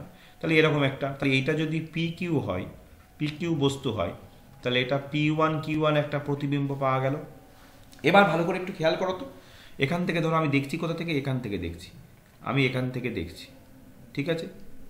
এবার ধরো আমি এখান থেকে দেখছি, আমি দেখলে তাহলে মনে হয় এখান থেকে আলোকরশ্মিগুলো মনে হচ্ছে যেন এখান থেকে অবস্থিত হচ্ছে বলে মনে হবে, এদিকে গেল, তাহলে উল্টো দিক থেকে মনে হবে এখান থেকে যেন আলোকরশ্মিগুলো আসছে, তাই বিপরীত দিকে বর্ধিত করলে এখানে মিলিত হলো। তাহলে এখানে কি হচ্ছে, পি কিউ হচ্ছে বস্তু, ভালো করে দেখো আমি লিখেও দিচ্ছি, আর P1 Q1 হচ্ছে প্রতিবিম্ব। তাহলে প্রতিবিম্বর বৈশিষ্ট্যগুলো এবার আমি একটু লিখে দিই, যে প্রতিবিম্ব পাওয়া গেল তার বৈশিষ্ট্য কি কি হলো। প্রথমত বৈশিষ্ট্য দেখো, বস্তু অপেক্ষা বড়, অর্থাৎ বিবর্ধিত, বস্তু অপেক্ষা বড়। এইটা পিকিউ বস্তু, P1 Q1 এটা কি প্রতিবিম্ব, তাহলে বড়, বস্তু অপেক্ষা বড়। 2 নম্বর দেখো সমশীর্ষ একই দিকে রয়েছে দুটো। 3 নম্বর দেখো, 3 নম্বর যেটা সেটা হলো অসৎ, তাহলে এখানে দেখো সদ্বিম্ব বস্তুর অবস্থানের সাপেক্ষে সর্বদা উল্টো হয়, আর অসৎবিম্ব সোজা হয়, তাহলে সোজা দুটোই PQ P1 Q1 সোজা। তাহলে অসৎ সমশীর্ষ বস্তু অপেক্ষা বড় প্রতিবিম্ব গঠিত হয়ে গেল এই বিশেষ। আর বস্তুর অবস্থানটা, তবে এই প্রতিবিম্ব পেতে গেলে একটা শর্ত আছে, শর্তটাও আমি লিখে দিচ্ছি। শর্তটা হচ্ছে, ভালো করে দেখো, বস্তুকে লেন্সের আলোক কেন্দ্র কোনটা বলো তো, লেন্সের আলোক কেন্দ্র এই যে মাঝখানের এই বিন্দুটা, আলোক কেন্দ্র ও ফোকাসের মাঝের কোনো স্থানে রাখতে হবে, অর্থাৎ এইটা হচ্ছে ফোকাস, এই যে এফ ফোকাস, এটা ও, তাহলে এই যে এইটুকু দূরত্ব, এটা ফোকাস দূরত্বের মাঝে কোথাও রাখতে হবে। ক্লিয়ার, ব্যাপারটা বোঝা গেল। এই ফোকাস দূরত্বের এদিকে রাখলে কিন্তু আর হবে না, ভেতরে রাখতে হবে। এই জন্য এই বিশেষ ধর্ম উত্তল লেন্সের আছে বলে উত্তল লেন্সকে কি করা হয়, বিবর্ধক কাঁচ রূপে ব্যবহার করা হয়। অর্থাৎ বয়স্ক মানুষ যারা চোখে ঠিকঠাক দেখতে পায় না, বা যাদের চোখে সমস্যা আছে, তারা খবরের কাগজ দেখবে, পড়ার সময় দেখবে অনেক সময় উত্তল লেন্স কিনতে পাওয়া যায়, সেই উত্তল লেন্স খবরের কাগজের উপর ধরলে সেই অক্ষরগুলোর বড় আকার ধারণ করে, সেটা তাদের খবরের কাগজ পড়তে সুবিধা হয়। ক্লিয়ার? বোঝা গেল? অনেক সময় অনেক টেকনিশিয়ান, অনেক সূক্ষ্ম যন্ত্রের কাজ যারা করেন তাদেরও দেখবে এইগুলো লাগে, এই উত্তল লেন্স দিয়ে বড় করে দেখেন, কিন্তু অবশ্যই সেটা কি করতে হবে, লেন্সটাকে বস্তুর কাছে নিয়ে যেতে হয়, কারণ বলেই দিলাম যে বস্তুটাকে লেন্সের ফোকাস দূরত্বের ভেতরে থাকতে হবে। বোঝা গেল? সব আমি বলে দিলাম। ছবিটা আঁকাটাই মেন, সুন্দর করে এঁকে দেবে, আর লেখাটা অত ডিটেলসে লেখার দরকার নেই, মোটামুটি একটু লিখে দিও, তাহলেই হবে। চলো নেক্সট প্রশ্নে যাই। দেখো 3.3-তে প্রথম 3.3 অথবা প্রথম প্রশ্ন রয়েছে রৈখিক বিবর্ধন কাকে বলে। এটা জানো তোমরা, রৈখিক বিবর্ধন এই সংজ্ঞাটাও পরীক্ষা আসে। রৈখিক বিবর্ধন হচ্ছে যে প্রতিবিম্বের দৈর্ঘ্য, প্রতিবিম্ব দৈর্ঘ্য, লেন্স থেকে প্রতিবিম্ব দৈর্ঘ্য আর বস্তুর দৈর্ঘ্যের অনুপাতকে বলে রৈখিক বিবর্ধন। অথবা প্রতিবিম্বের উচ্চতা, অথবা প্রতিবিম্বের উচ্চতা আর বস্তুর উচ্চতার অনুপাতকেও রৈখিক বিবর্ধন বলে। ক্লিয়ার ব্যাপারটা? ভালো করে দেখো। তাহলে প্রতিবিম্বের দৈর্ঘ্য বাই বস্তুর দৈর্ঘ্য, অথবা প্রতিবিম্বের উচ্চতা বাই বস্তুর উচ্চতা, এই অনুপাতকে বলা হয় রৈখিক বিবর্ধন। এক্ষুনি একটা অঙ্ক দেখবো আমরা, তার সঙ্গে দেখো একটা অঙ্ক আছে। 5 সেমি দীর্ঘ একটি বস্তু একটি উত্তল লেন্সের সামনে রাখলে প্রতিবিম্বের রৈখিক বিবর্ধন হয় 5, প্রতিবিম্বের দৈর্ঘ্য কত? তাহলে আমি ফর্মুলা ইউজ করব। ফর্মুলা ইউজ করছি, দেখো রৈখিক বিবর্ধন সমান, এখানে কি দিয়ে করেছে, দীর্ঘ একটি বস্তু, তাহলে প্রতিবিম্বের দৈর্ঘ্য, তাহলে প্রতিবিম্বের দৈর্ঘ্য বাই বলো বস্তুর দৈর্ঘ্য, তাই না? এখন রৈখিক বিবর্ধনের জায়গায় কত বসাবো? 5, আর প্রতিবিম্বের দৈর্ঘ্য বের করতে বলেছে, তাহলে প্রতিবিম্ব দৈর্ঘ্য সরাসরি বসিয়ে দাও, এই বাচ্চাদের অঙ্ক। আর বস্তুর দৈর্ঘ্য কত? বস্তুর দৈর্ঘ্য বলেই দিয়েছে 5 সেন্টিমিটার দীর্ঘ, তাহলে এখানে 5 বসিয়ে দাও। সুতরাং এখানে কি পেলাম? অবশ্যই পেলাম প্রতিবিম্ব দৈর্ঘ্য সমান সমান 25 সেমি, তাই না? অঙ্কটা খুবই সহজ, কিন্তু অঙ্কটা করতে গেলে তো তোমাকে এই সম্পর্কটা জানতে হবে, তাই না? রৈখিক বিবর্ধন সমান এই সম্পর্কটা জানতে হবে, তবেই তো তুমি করতে পারবে। ক্লিয়ার? এইভাবে রৈখিক বিবর্ধনের ছোট ছোট অঙ্ক কিন্তু পরীক্ষায় আসে। চলো নেক্সট প্রশ্ন দেখি। দেখো কোয়েশ্চেন নাম্বার 3.4 বলছে গৃহস্থালিতে ব্যবহারের জন্য ডিসির পরিবর্তে এসি ব্যবহার করা হয় কেন? দেখো তার কতগুলো ডিসির পরিবর্তে, কারণ আমরা জানি আমাদের প্রত্যেকের বাড়িতে এসি তড়িৎ ব্যবহার করা হয়, ডিসি তড়িৎ কিন্তু ব্যবহার করা হয় না। তার কতগুলো কারণ আছে, কারণগুলো আমি এক এক করে লিখি। প্রথম কারণ সেটা হলো এসির উৎপাদন খরচ অনেক কম। এসির উৎপাদন খরচ অনেক কম, তাই না? উৎপাদন খরচটা তো আমাদের মাথায় রাখতে হবে। উৎপাদন খরচ অনেক কম কার থেকে? ডিসির তুলনায়। তোমরা ভালো করে একটু লিখে নিও, এসির উৎপাদন খরচ অনেক কম ডিসির তুলনায়। তাহলে স্বাভাবিকভাবেই আমাদের বাড়িতে, তাহলে বাড়িতে বিদ্যুৎ খরচ কোনটাই কম হবে? তাহলে বাড়িতে বিদ্যুৎ খরচ এসিতে অনেক কম হবে, এসিতে অনেক কম হবে, তাই না? যে জিনিসটা তৈরি করতে খরচ কম হচ্ছে, তাহলে এসি তৈরি করতে অল্টারনেটিং কারেন্ট উৎপাদন খরচ যেখানে তৈরি হয় সেখানে খরচটা অনেক কমে যাচ্ছে, ফলে সরকার আমাদের বাড়িতে দিতেও পারবে অনেক কম খরচে। ডিসিতে খরচ অনেক বেশি। 2 নম্বর যেটা কারণ সেটা হলো, এটা তো মূল কারণ, 2 নম্বর যেটা কারণ সেটা হচ্ছে যে, এটাও মনে রেখো কারণটা, যে উপযুক্ত ট্রান্সফরমার ব্যবহার করে, এই কারণটাও মনে রেখো, 2-3টে কারণ মনে রাখলেই হবে। উপযুক্ত ট্রান্সফরমার ব্যবহার করে কি হয়? উপযুক্ত ট্রান্সফরমার ব্যবহার করে আমরা প্রয়োজন মতন কি করতে পারি? এসি বিভবের মান ব্যবহার করে প্রয়োজন মতো এসি বিভবের মান বাড়াতে বা কমাতে পারি। এসি বিভবের মান বাড়াতে বা কমাতে পারি, তাই তো? ট্রান্সফরমার ব্যবহার করে এটা আমরা করতে পারি, কিন্তু ডিসির ক্ষেত্রে এটা সম্ভব নয়। ডিসির ক্ষেত্রে এটা সম্ভব নয়। ওকে, বোঝা গেল ব্যাপারটা? ক্লিয়ার? আরও একটা কারণ সেটা হলো 3 নম্বর, যেটা যে এসিকে অনেক দূরে সহজেই সম্প্রচার করা যায়, অর্থাৎ প্রসারিত করা যায়। সম্প্রচার করা সম্ভব। ভালো করে দেখো, তাহলে এখনো 3টে বলে দিচ্ছি। প্রথমটা, এসির উৎপাদন খরচ কম ডিসির তুলনায়, তাই বাড়িতে বিদ্যুৎ খরচ এসিতে অনেক কম হবে। 2, উপযুক্ত ট্রান্সফরমার ব্যবহার করে আমরা প্রয়োজন মতো এসি বিভবের মান, ভোল্টেজের মান বাড়াতে বা কমাতে পারি, এটা একটা সুবিধার দিক আমাদের। 3 নম্বর, এসিকে অনেক দূর সহজেই সম্প্রচার করা সম্ভব, অর্থাৎ এসি তড়িৎকে উচ্চ কম্পাঙ্ক বিশিষ্ট এসি বহু দূরে সম্প্রচার করা যায়। তাহলে এই 3টে সুবিধা থাকার জন্য কি গৃহস্থালিতে ডিসি এসির মধ্যে কোনটার প্রচলন বেশি? অবশ্যই এসির প্রচলন বেশি। ক্লিয়ার? কোয়েশ্চেন নাম্বার 3.4 ভিভিআই দিলাম, খুব ইম্পর্টেন্ট একটা কোয়েশ্চেন। দেখো, এটা পরীক্ষা খুব আসে। বার্লো চক্রের ঘূর্ণনের কিরূপ পরিবর্তন হবে যদি 1 তড়িৎ প্রবাহ বাড়ানো হয় আর 2 তড়িৎ প্রবাহের অভিমুখ উল্টে দেওয়া হয়? আমি ছোট্ট ছোট্ট করে লিখছি, এগুলোতে খুব বেশি লেখার প্রয়োজন পড়ে না। এক হচ্ছে, দেখো, তড়িৎ প্রবাহ বাড়ানো হলে কি হবে? তড়িৎ প্রবাহ বাড়ানো হলে চক্রের ঘূর্ণন বেড়ে যাবে, চক্রের ঘূর্ণন বেড়ে যাবে। এবার এই প্রসঙ্গে একটা কথা তোমাদের বলে দিই, অনেক সময় প্রশ্ন আসে বার্লো চক্রের ঘূর্ণন বৃদ্ধির 2টি উপায় লেখো। দেখো, এই প্রশ্নটাই কিন্তু ঘুরিয়ে বলা যায় যে বার্লো চক্রের ঘূর্ণন বৃদ্ধির 2টি উপায় যদি প্রশ্ন আসতো, তখন আমরা আবার লিখতাম যে তড়িৎ প্রবাহ মাত্রা বাড়িয়ে। এখানে আবার বলছে তড়িৎ প্রবাহ বাড়ালে কি হবে, তাহলে উত্তরটা ঘুরে গেল, তাই না? যেমন প্রশ্ন তখন তেমন উত্তর। তাহলে এখন আবার লিখবো তড়িৎ প্রবাহ বাড়ানো হলে কি হবে? চক্রের ঘূর্ণন বেড়ে যাবে। 2 নম্বর, দেখো, বলছে তড়িৎ প্রবাহের অভিমুখ উল্টে দেওয়া হলো। তড়িৎ প্রবাহের অভিমুখ উল্টে দাও। তড়িৎ প্রবাহের অভিমুখ উল্টে দিলে যেটা হবে, উল্টে দিলে কি হবে?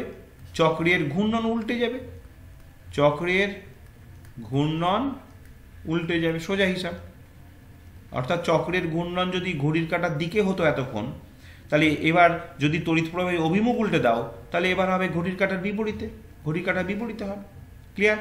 বোঝা গেল ব্যাপারটা? এতক্ষণ এই যে এইদিকে ঘুরে, এবার এইদিকে ঘুরবে, কোনো ব্যাপার না। ক্লিয়ার? চলো নেক্সট দেখি। দেখো, খুব সুন্দর একটি প্রশ্ন, HCl উদ্বায়ী কিন্তু NaCl অনুদ্বায়ী কেন? এবার প্রথমে তোমরা একটু জেনে নাও উদ্বায়ী অনুদ্বায়ী ব্যাপারটা কি। উদ্বায়ী মানে হচ্ছে, উদ্বায়ী মানে যারা সহজেই উবে যায়, যেমন জল উদ্বায়ী, জল জলীয় বাষ্প, জলের জলীয় বাষ্প হয়। আর অনুদ্বায়ী মানে যারা সহজে বাষ্পীভূত হয় না, এইভাবে জানো। এবার দেখো, HCl বলছে উদ্বায়ী, HCl উদ্বায়ী, এটা একটা পার্টে বোঝাবো। আর ডান দিকে বোঝাবো NaCl অনুদ্বায়ী, এটা ডান দিকে বোঝাবো। ভালো করে বুঝে নাও। তার আগে দেখো, HCl কি যৌগ?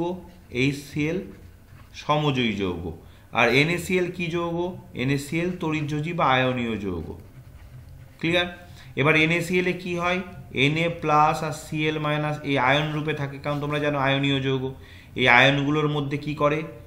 তীব্র তড়িৎ আকর্ষণ কাজ করে। তোমরা জানো যে আয়নীয় যৌগদের মধ্যে তীব্র তড়িৎ আকর্ষণ কাজ করে বলেই তো আয়নীয় যৌগরা গলনাঙ্ক স্ফুটনাঙ্ক বেশি হয়। এই প্রশ্ন তোমরা উত্তর জানো। আর সমযোজী যৌগদের ক্ষেত্রে কি হয়? দুর্বল ভ্যান ডার ওয়ালস আকর্ষণ বল কাজ করে। এটা তোমাদের আমি বলেছিলাম, ভ্যান ডার ওয়ালস আকর্ষণ বল কাজ করে। ক্লিয়ার? তাহলে এর ক্ষেত্রে দুর্বল ভ্যান ডার ওয়ালস আকর্ষণ বল, এর ক্ষেত্রে তীব্র তড়িৎ আকর্ষণ বল কাজ করে। তাহলে স্বাভাবিকভাবেই দেখো, ভালো করে দেখো, HCl অণুগুলোর মধ্যে দুর্বল আকর্ষণ বল কাজ করে। দেখো, নিজেরা বুঝে যাবে। তাহলে এদের মধ্যে মিল নেই কোনো, এদের অণুগুলোর মধ্যে কোনো পারস্পরিক আন্তরাণবিক আকর্ষণ বল খুব কম। এই কথাটা খুব ভালো, দেখো, আন্তরাণবিক আকর্ষণ, এই কথাটা আরও তোমাদের বুঝতে সুবিধা হবে। আন্তরাণবিক আকর্ষণ কাকে বলে? অণুগুলোর মধ্যবর্তী আকর্ষণ কম। তাহলে অণুগুলোর মধ্যবর্তী আকর্ষণ যদি কম হয়, তাহলে অণুগুলো পরস্পর থেকে বিচ্ছিন্ন হয়ে কি হবে? উবে যাবে। তাহলে স্বাভাবিকভাবে এরা কি হচ্ছে? উদ্বায়ী, তাই না? আর NaCl এর প্রত্যেকটা অণুর মধ্যে, অণু তো নয়, আয়ন দুটো পাশাপাশি থাকছে, এদের মধ্যে কি হচ্ছে? তীব্র আকর্ষণ বল কাজ করছে। ফলে বহু সংখ্যক Na+, বহু সংখ্যক Cl- পরস্পর মুড়ির মোয়ার মতন একদম জোটবদ্ধ হয়ে আছে। তাহলে এখানে যদি এত সুন্দর একটা জোটবদ্ধ হয়ে থাকে পরস্পর, কেউ কাউকে ছাড়তে চাইছে না, তাহলে স্বাভাবিকভাবে এখানে উপরে উদ্বায়ী হওয়ার হারটা কি হবে? কম হবে। তাই এরা কি? অনুদ্বায়ী। বোঝা গেল ব্যাপারটা? তোমরা 2 বন্ধু, ABCD 4 বন্ধু, 4 বন্ধুর মধ্যে যদি মিল না থাকে, কারোর সঙ্গে কারো খুব একটা মিল নেই, তাহলে কি হবে? 4 জনা 4 দিকে ঘুরে বেড়াবে, কারোর সঙ্গে কোনো মিল নেই। কিন্তু তাহলে HCl এর মতন কেস, তাহলে মিল নেই, তার মানে এরা উদ্বায়ী, তার মানে সহজে উবে যাচ্ছে।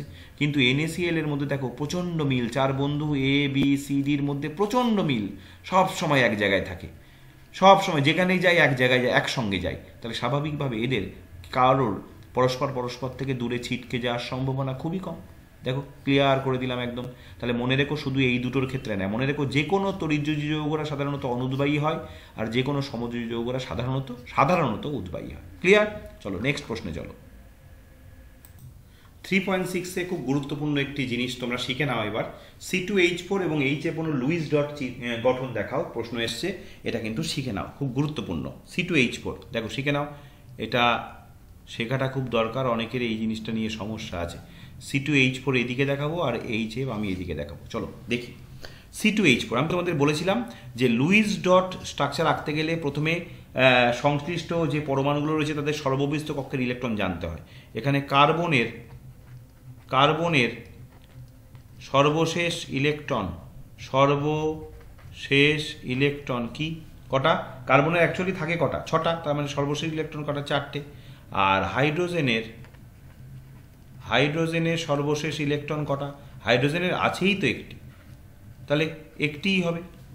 এবার দেখো C2H4 কিভাবে হবে একটু দেখে নাও। তাহলে কার্বন তার মোট কটা আছে? তার 1টা 2টো 3টে 4টে, আমি এইভাবে লিখলাম। আর হাইড্রোজেন ধরো তার আছে একটি, আমি এটাকে এরকম ফাঁকা রাখলাম, এটা হাইড্রোজেনেরটা এরকম ভর্তি করলাম। আবার এখানে একটা হাইড্রোজেন বসালাম, তারটাও এরকম ভর্তি করলাম। আবার দেখো এখানে একটা কার্বন লিখলাম, তার দেখো 1 2 3 4, এখানে একটা হাইড্রোজেন লিখলাম, এই হাইড্রোজেন, এখানে একটা হাইড্রোজেন লিখলাম, এই হাইড্রোজেন। ক্লিয়ার? এবার সর্বশেষ এর 4টে 1 1 1 1 সব লিখলাম। এইবার দেখো কি হচ্ছে, এ দিচ্ছে একটা, এ দিচ্ছে একটা, এ দিচ্ছে একটা, এ দিচ্ছে একটা, একটা দিলে এ একটা দিলে এও একটা দেবে, এ দিচ্ছে একটা, এ দিচ্ছে একটা, এ দিচ্ছে একটা, এ দিচ্ছে একটা। তাহলে আলটিমেটলি ব্যাপারটা কি দাঁড়াবে দেখো তো, দাঁড়াবে দেখো। তাহলে এই যে কার্বন এখানে হলো, এই কার্বনটাকে আমি এরকমভাবে গোল দিলাম। ক্লিয়ার? আবার এই কার্বনের 2টো থাকলো, এই কার্বনের 2টো থাকলো, তাহলে কার্বন দেখো, ঠান্ডা মাথায় ভালো করে বুঝে নাও। এবার এখানে হাইড্রোজেন ছিল, এখানে হাইড্রোজেন ছিল, এখানে হাইড্রোজেন ছিল, আর এখানে হাইড্রোজেন ছিল। ঠিক আছে? এবার এই হাইড্রোজেন আর কার্বনের মধ্যে ইলেকট্রন শেয়ার হয়েছে দুটো, একটা ভর্তি করব, একটা ফাঁকা রাখবো, একটা ভর্তি করব, একটা ফাঁকা রাখবো, একটা ভর্তি করব, একটা ফাঁকা রাখবো, একটা ভর্তি করব, একটা ফাঁকা রাখবো। এই যে প্রত্যেক এই একটা দিয়েছে, একটা দিয়ে হয়েছে। এবার এখানে এই 4টের মধ্যে 2টো দেওয়ার ফলে কার্বনের 2টো ছিল, এই যে 2টো। আবার এখানেও দেখো 4টের মধ্যে 2টো দেওয়ার ফলে 2টো ছিল, এই যে 2টো। এই 4টে দিয়ে 2টো কার্বনের মধ্যে, আর এখানে সব হাইড্রোজেন লেখো, এইগুলো হাইড্রোজেন লেখো। তাহলে এবার কার্বনের কাউন্ট করো, 1 2 3 4 5 6 7 8, কার্বনের অষ্টক পূর্তি হয়ে গেছে। হাইড্রোজেনের 2টো ইলেকট্রন পেলে হাইড্রোজেন খুশি, দ্বৈত পূর্তি হয়ে গেছে, হয়ে গেছে, হয়ে গেছে, হয়ে গেছে। এই কার্বনেরও 8টা। তাহলে পুরো ব্যাপারটা কি দাঁড়ালো, বন্ধনটা কীরকম দাঁড়ালো? এই কার্বন আর এই কার্বনের মধ্যে 4খানা ইলেকট্রন, 4খানা ইলেকট্রন মানে তোমরা জানো কটা বন্ধন? 2টো। এবার প্রত্যেকটা এই কার্বনের সঙ্গে হাইড্রোজেনের 1 বন্ধন, কারণ 2টো ইলেকট্রন আছে। আবার এই কার্বনের সঙ্গে একটা, এর একটা, এর একটা, ব্যাস হয়ে গেল। ক্লিয়ার? বোঝা গেল? প্রথমে কার্বন 2টো বসাবে, তারপর হাইড্রোজেন উপরে 2টো আর নিচে 2টো বসাবে। এবার এই হাইড্রোজেন তার একটা দিয়ে দিল, এই কার্বন একটা ওকে দিল, এই কার্বন একটা একে দিল, এই হাইড্রোজেন একটা দিল, এই কার্বন এই হাইড্রোজেনকে একটা দিল, এই হাইড্রোজেন একটা দিল, এই কার্বন একটা ইলেকট্রন হাইড্রোজেনকে দিল, এই হাইড্রোজেন একটা দিল। তাহলে 2টো কার্বনের প্রত্যেকটার সঙ্গে হাইড্রোজেনের সিঙ্গেল বন্ড হলো, এই যে 2টো করে ইলেকট্রন। আর 2টো কার্বনের 2খানা করে ইলেকট্রন, মোট 4খানা ইলেকট্রন পড়েছিল, ওরা নিজেদের মধ্যে যুক্ত হয়ে ডাবল বন্ড তৈরি করেছে। ব্যাস কমপ্লিট। ক্লিয়ার? বোঝা গেল ব্যাপারটা? চলো এবার ডান দিকে HF দেখি। HF লুইসের একই রকমভাবে দেখো, তাহলে এটা হচ্ছে সমযোজী যৌগ, এটা সমযোজী যৌগ। ডান দিকে HF দেখো, ডান দিকের HF দেখো, H এর কি লিখবো? H এর আবার একই কথা লিখবো, সর্বশেষ ইলেকট্রন কটা? একটা। আর ফ্লুরিন হ্যালোজেনের সর্বশেষ ইলেকট্রন কটা থাকে তোমরা তো জানো, যে কোনো হ্যালোজেন সর্বশেষ 7টা থাকে। তাহলে এবার লেখো আবার H এর এইরকম দাও, ভর্তি দাও, যে কোনো একটা দিতে হবে। F এর তাহলে 1 2 3 4 5 6 7টা দিলে। এবার H আছেই একটা, তাহলে এ দিতে পারে কটা? একটা। আর F ও তাকে একটা দিল। তাহলে এ একটা দিলে ও একটা দিল। এইবার এদের মধ্যে বন্ধনটা তৈরি করো, তাহলে এইচ আর এফ। এবার এ একটা দিয়েছে, এ এরকম একটা, আর এফের তাহলে 1 2 3 4 5 6 7টার মধ্যে একটা দিয়েছে, এখন তাহলে ছটা রয়ে গেল। এবার এফের দেখো কটা হচ্ছে 1 2 3 4 5 6 7 8, এফের অষ্টকপূর্তি হয়ে গেল, এইচ এর দুটো হয়ে গেল। এই বন্ধনটা কীরকম হবে, যেহেতু মাঝখানে দুটো ইলেকট্রন হলে কী হয়, সিঙ্গেল বন্ড। কমপ্লিট। তাহলে C2H4 এবং H লুইস ডট চিত্র তোমাদের আমি শিখিয়ে দিলাম। চলো নেক্সট দেখি। এবার দেখো 3.6-এ অথবা সমযোজী ও তড়িৎযোজী যৌগের দ্রাব্যতা ও তড়িৎ পরিবাহিত ধর্মের মধ্যে পার্থক্য লেখো। তার মানে সমযোজী যৌগ, আমি দুটো পার্ট করে নিই আগে। সমযোজী যৌগ এখানে লিখলাম, আর তড়িৎযোজী যৌগ এখানে লিখলাম, দুটো পার্ট। এবার দুটো পয়েন্ট করে দিয়েছে। 1 নম্বর পয়েন্ট হচ্ছে দ্রাব্যতা, দ্রাব্যতার বেসিস, অর্থাৎ পার্থক্যটা কিসের বেসিসে লিখবে তোমাকে পয়েন্ট বলে দিয়েছে। তোমাকে তোমার স্বাধীনতা নেই, তোমাকে বলে দেওয়া হয়েছে এই দুটো পয়েন্টের উপর লিখতে হবে। তোমাকে এর বাইরের অন্য কোনো পয়েন্টে লিখলে তুমি নাম্বার পাবে না, এই দুটো পয়েন্টের বেসিস। চলো লিখি। দ্রাব্যতা, সমযোজী যৌগরা সাধারণত কি হয়, সমযোজী যৌগরা অধ্রুবীয় দ্রাবক, অধ্রুবীয় দ্রাবকে দ্রবীভূত হয়। কিছুক্ষণ আগেই তোমাদের এই প্রসঙ্গ আমি বুঝিয়ে দিয়েছি। আর তড়িৎযোজী যৌগরা কি হয়, তড়িৎযোজী যৌগরা ধ্রুবীয় দ্রাবকে দ্রবীভূত হয়। ওকে, তাহলে সমযোজী যৌগরা তাহলে জলে কি দ্রবীভূত হবে, জল তো একটা ধ্রুবীয়, জল তো ধ্রুবীয়, তাহলে সমযোজী যৌগরা কি হবে, জলে, জলে কি হবে, জলে অদ্রাব্য। আর এরা কি হবে, তড়িৎযোজী যৌগরা অবশ্যই জলে দ্রাব্য, সেই জন্য তো দেখো NaCl জলে দ্রাব্য হয়। 2 নম্বর তড়িৎ পরিবাহিতা, সমযোজী যৌগ আয়ন উৎপন্ন করতে পারে না, আয়ন উৎপন্ন করতে পারে না, তাই কি হবে, তড়িতের কি হবে, তড়িতের অপরিবাহী হবে। তড়িৎ পরিবহন করতে পারবে, পারবে না, তড়িতের বলো, তড়িতের অপরিবাহী। বোঝা গেল। আর তড়িৎযোজী যৌগ আয়ন থাকার কারণে, আয়ন থাকার কারণে কি হবে, তড়িতের বলো, তড়িৎ পরিবহন করতে পারবে, তড়িতের পরিবাহী। তাই তো, সোজা হিসাব। তড়িৎযোজী যৌগের মধ্যে ক্যাটায়ন অ্যানায়ন আছে, তাই ক্যাটায়ন অ্যানায়ন থাকলে তড়িতের কি হবে, পরিবাহী হবে। আর সমযোজী যৌগের মধ্যে কোনো আয়ন থাকে না, তাই এরা তড়িতের অপরিবাহী হবে। ক্লিয়ার। শুধু ব্যতিক্রম একটা, সেটা কি মনে রেখো, HCl। HClকে জলে দ্রবীভূত করলে সমযোজী যৌগ হওয়া সত্ত্বেও তড়িৎ পরিবহন করে, এটা মনে রেখো, এটা ব্যতিক্রম। চলো আর নেক্সট প্রশ্ন দেখি। দেখো আর খুব একটা প্রশ্ন নেই, আর 2-1টা প্রশ্ন আছে। আমি তোমাদের বলেছি ভিডিও অত্যাধিক বড় হয়ে যাবে, যে কারণে ঘ বিভাগটা বাকি রাখলাম। নেক্সট ঘ বিভাগ, শুধুমাত্র ঘ বিভাগেই করব, ভিডিও বানাবো, যতগুলো পেজ থাকবে সব আলাদা আলাদা করে করতে হবে এইভাবে। সিলভার নাইট্রেটের জলীয় দ্রবণে H2S গ্যাস চালনা করে যে কালো রঙের পদক্ষেপ পড়ে তার নাম ও সংকেত। দেখো সিলভার নাইট্রেটের জলীয় দ্রবণে, সিলভার নাইট্রেট, সিলভার নাইট্রেট মানে AgNO3, তার জলীয় দ্রবণে H2S চালনা করলে যেটা হবে সেটা হচ্ছে কি হবে, Ag2S। Ag2S এর পদক্ষেপ হবে, এটা হচ্ছে সিলভার সালফাইড, এটা হচ্ছে সিলভার সালফাইড, মনে রেখো। সিলভার সালফাইডের কি পদক্ষেপ, কালো পদক্ষেপ। প্রশ্ন চেয়েছে কি, সিলভার নাইট্রেটের জন্য H2S গ্যাস চালনা যে কালো রঙের পদক্ষেপ পড়ে তার নাম হচ্ছে সিলভার সালফাইড, আর তার সংকেত হচ্ছে Ag2S, মনে রেখো। ওকে, Ag2S। চলো নেক্সট, শতবিজারণ পদ্ধতি কি, এটা ধাতু চ্যাপ্টার থেকে দিয়েছে। শতবিজারণ পদ্ধতি, দেখো শতবিজারণ মানে নিজে থেকেই বিজারণ, শতবিজারণ নিজে থেকে, নিজে বিজারণ, নিজে নিজে বিজারণ হয়। ব্যাপারটা বুঝে নাও একটু, এটা তোমাদের বইয়ে তোমাদের নেই সম্ভবত, বিভিন্ন রেফারেন্স বুক খুঁজলে হয়তো পেতে পারো। শতবিজারণ পদ্ধতিতে নিষ্কাশিত করা হয় এমন কিছু ধাতু আমি তোমাদের বলে দিই, যেমন ধরো কপার, লেড, মার্কারি, এদেরকে এই শতবিজারণ পদ্ধতিতে নিষ্কাশন করা হয়।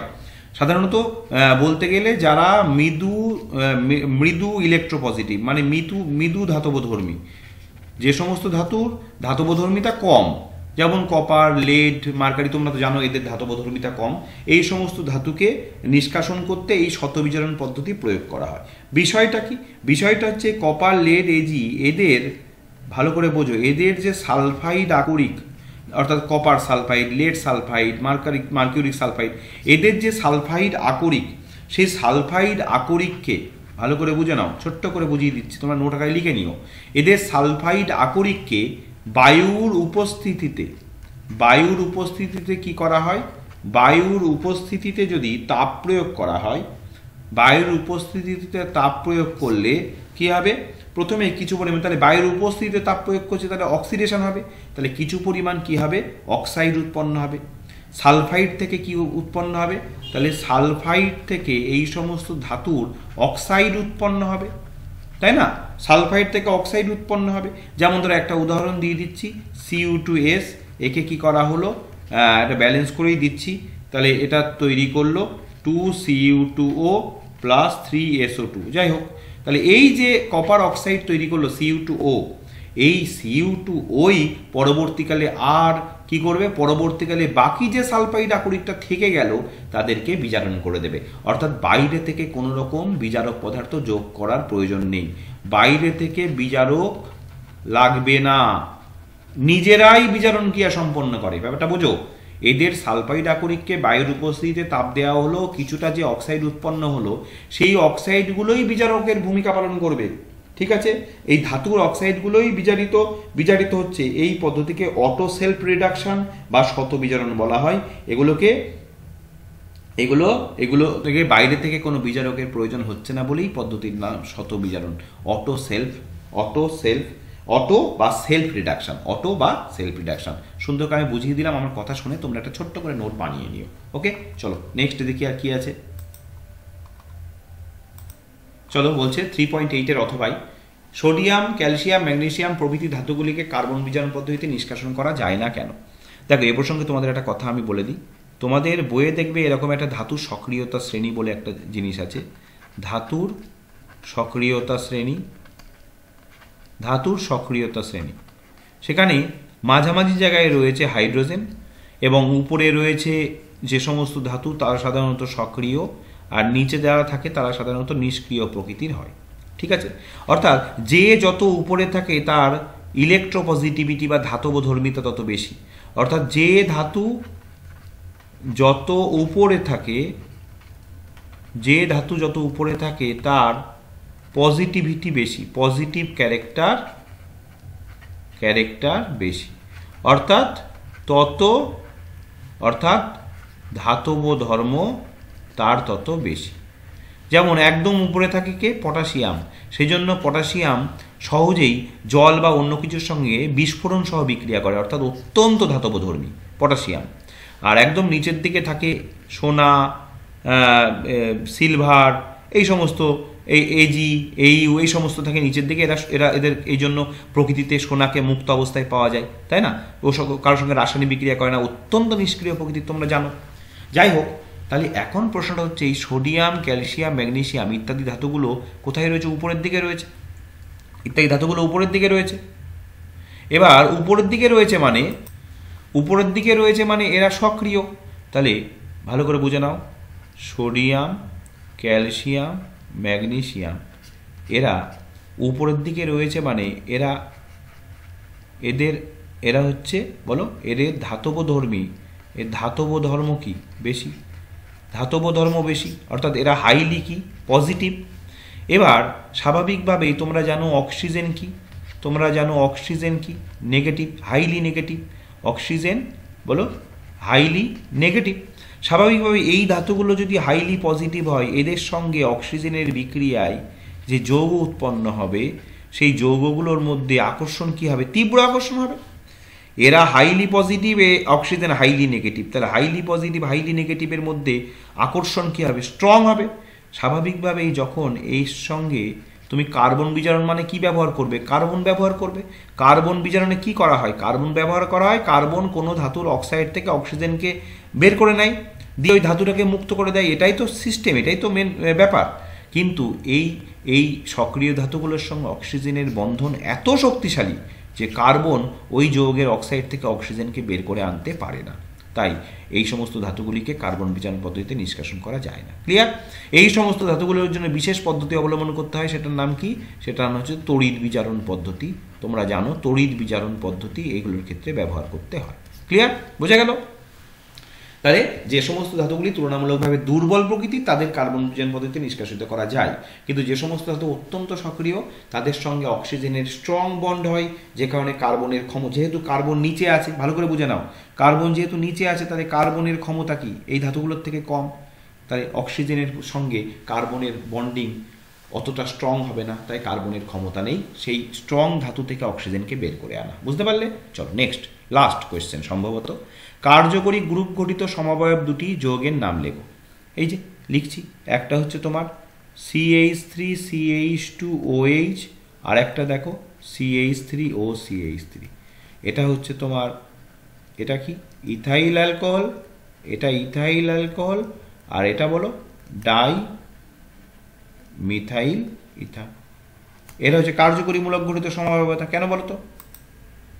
দেখো দেখো এর মধ্যে এই দুটোরই আণবিক সংকেত কিন্তু এক। দেখো C2H6O দুটোরই জেনারেল সংকেত কিন্তু এইটা দুটোরই, কিন্তু দেখো এই আণবিক সংকেত দিয়েই এটাকেও প্রকাশ করা যায়, এটাকেও প্রকাশ করা। এর মধ্যে কার্যকরীমূলক OH আছে, OH থাকলে আমরা কি জানি কি হয়, OH থাকলে আমরা জানি অ্যালকোহল হয়। আর এর মধ্যে কার্যকরীমূলক O আছে, O থাকলে আমরা কি জানি কি হয়, ইথার হয়। এখন অ্যালকোহল ইথারের মধ্যে ধর্মের অনেক পার্থক্য, তাহলে এই যে দুটো ভিন্নধর্মী পদার্থ উৎপন্ন হলো, যৌগ উৎপন্ন হলো, তার জন্য দায়ী কে? কার্যকরীমূলক, তাই এরা কার্যকরী গ্রুপ গঠিত সমবায়ক। ক্লিয়ার? ইথাইল অ্যালকোহল এবং ডাইমিথাইল ইথার। ওকে, আর প্রশ্ন সম্ভবত নেই। তাহলে আমি তোমাদের এই বাঁকুড়া ডিস্ট্রিক্ট, কারণ বাঁকুড়া ডিস্ট্রিক্টের রেজাল্ট প্রতি বছরই ভীষণ ভালো হয় মাধ্যমিক পরীক্ষায়, এবং তুমি তো তোমরা দেখতেই পেলে প্রশ্নটা খুব ভালো প্রশ্ন ছিল। বাঁকুড়া ডিস্ট্রিক্টের একটি পেজ আমরা সলভ করলাম, এখানে ক বিভাগ, খ বিভাগ আর গ বিভাগ তিনটে বিভাগ আমরা সলভ করলাম। ঘ বিভাগটা রয়ে গেল, কারণ ভিডিওটা আরও বড় হয়ে যাবে। আমি নেক্সট ভিডিওতে তোমাদের আমি ঘ বিভাগও সলভ করব। এইভাবে প্রত্যেকটি টেস্ট পেপার, যতগুলো টেস্ট পেপার বেরোবে প্রতিটা ধরে ধরে আমি তোমাদের সলভ করে দেবো, তোমাদের হেল্প করব। শুধু তোমাদের নিজেদের একটুখানি আমার সঙ্গে কানেক্টেড থাকতে হবে। ওকে, আমার ভিডিও যদি প্রথম থেকে শেষ পর্যন্ত ভালো লাগে, তোমাদের যদি ভালো লাগে, তোমাদের মনে হয় এই ভিডিওটা আমাদের উপকারে আসছে, আমাদের কাজে লাগছে, অবশ্যই লাইক কমেন্ট শেয়ার করো। এবং যদি আমার চ্যানেলটিকে তোমরা এখনও সাবস্ক্রাইব না করে থাকো, আমার চ্যানেলটিকে সামনের দিকে এগিয়ে নিয়ে যাওয়ার জন্য, আমাকে সমর্থন করার জন্য এক্ষুনি সাবস্ক্রাইব করে দাও। ওকে, তাহলে আজকের মতো এই পর্যন্ত। প্রত্যেকে ভালো থেকো, সুস্থ থেকো, আবার তোমাদের সঙ্গে দেখা হবে। আর অবশ্যই আজকে রাত্রে 9:15 সময় তোমাদের টেস্ট পেপার থেকে প্রচুর অঙ্ক শেখাবো। প্রত্যেকে কিন্তু মিস করো না কেউ, প্রত্যেকে কিন্তু হাজির হয়ে যেও। 9:15 লাইভ ক্লাস থাকবে তোমাদের জন্য। ওকে, প্রত্যেকে সুস্থ থেকো, ভালো থেকো।